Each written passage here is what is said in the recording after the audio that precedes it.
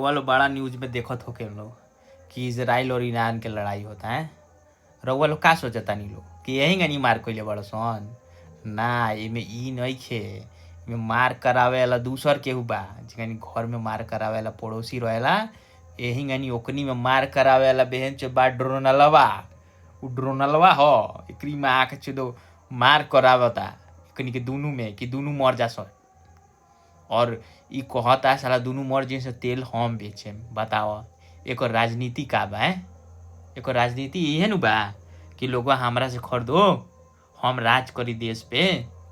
तो रउआ लोग के सोचे के चाही कि ई लोग के साथ दी ईरान इजराइल के, तबे नु हमनी के देश उ तेलवा उन्हीं से आई। काहे इंगनी तेलवा बंद हो गइल बा, महंगा हो गइल बा? यही से नु भइल बा। रउआ लोग खाली रील देखी लो, लाइक करी लो।